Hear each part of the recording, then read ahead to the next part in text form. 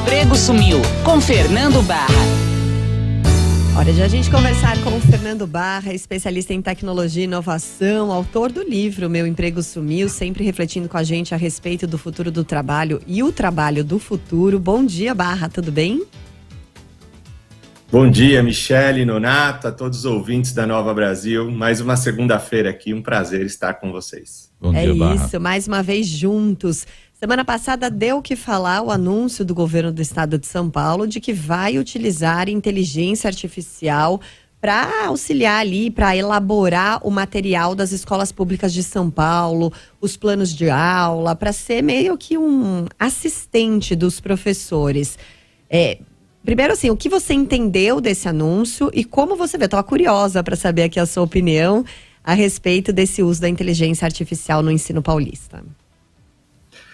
Olha, Michele, a gente já falou aqui diversas vezes e, sem dúvida alguma, nós estamos vivendo uma das maiores transformações tecnológicas, né? A inteligência artificial está impactando todas as profissões, algumas em uma medida maior, outras em uma medida menor, mas já é fato que essa tecnologia vai mudar a forma como nós trabalhamos. Consequentemente, ela muda a forma como nós temos que aprender. A educação é um ponto essencial e transformador para os países saírem na frente na guerra com o conhecimento da inteligência artificial. Antes, na educação, o que valia era o conhecimento. O conhecimento era passado de pessoa para pessoa. Você ir para uma boa escola, ter acesso a um bom conhecimento, fazia uma grande diferença na sua profissão.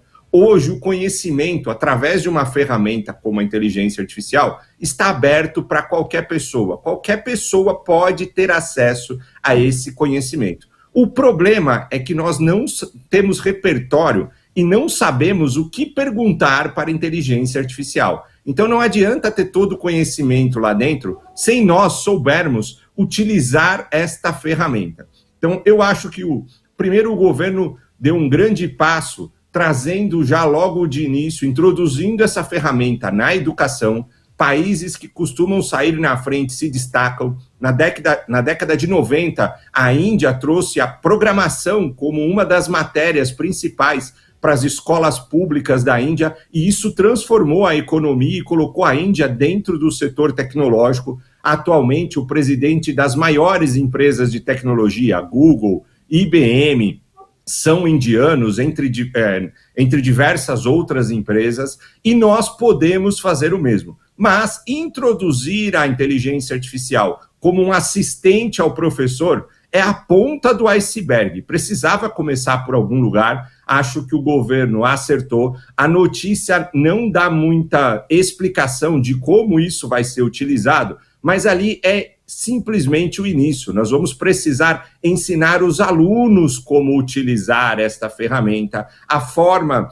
de fazer as provas vão mudar. Não adianta mais eu cobrar a resposta certa, decorada. Eu vou ter que ensinar esse aluno a utilizar essa ferramenta para encontrar este conhecimento. E aí o que me espantou foi uma rejeição muito grande dos professores. Eu acho que a gente não pode cometer o mesmo erro que a gente cometeu na década de 80, quando mais de 6 mil professores foram para as ruas protestar contra a calculadora, o uso de calculadora nas escolas. Hoje parece até algo cômico, mas de fato aconteceu. E na mesma proporção, a inteligência artificial tem o mesmo papel. É importante, primeiro, o professor aprender, é importante o governo trazer requisitos, formas e ensinar esse professor a utilizar. Não adianta simplesmente dar a ferramenta para gerar um conteúdo. Nós já falamos aqui que essa ferramenta muitas vezes alucina, ela pode criar um conteúdo incorreto, e é de extrema importância ela ser um auxiliar para o professor, uma ferramenta,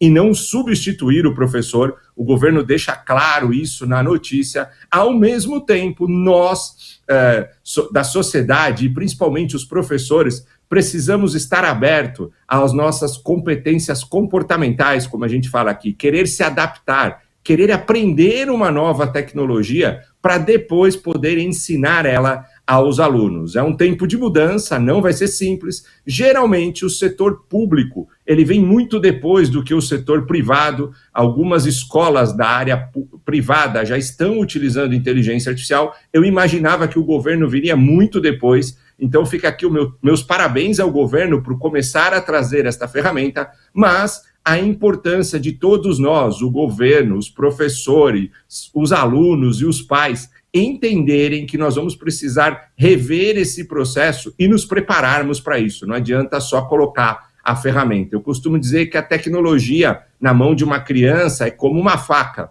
Você não vai dar uma faca de um sushi man na mão de uma criança de 3, 4 anos. Ela pode cometer sérios problemas. Ao mesmo tempo, se essa criança não for introduzida a faca e ela não aprender a utilizar, no começo uma faca sem ponta, sem corte, para que ela chegue na maior idade sabendo operar um bom instrumento, também vai ser um grande problema. Fica aqui até meu abraço ao Willan, que acabou de dar uma grande entrevista explicando um pouco disso, como é importante usar e não usar tecnologia no nosso dia a dia.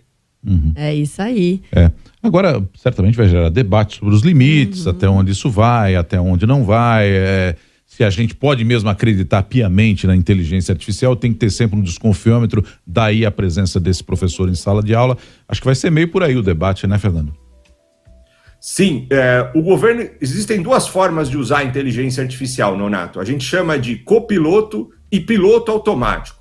Alguns casos, como dentro das ferramentas de streaming ou dentro do próprio aplicativo que a gente usa de trânsito, a inteligência artificial já está no piloto automático. É a inteligência artificial que calcula o caminho nesses aplicativos de trânsito para nós e nós simplesmente seguimos esse caminho. É a inteligência artificial que sugere alguns vídeos para a gente assistir nas plataformas sociais, a inteligência artificial que calcula o nosso crédito score dentro de um banco.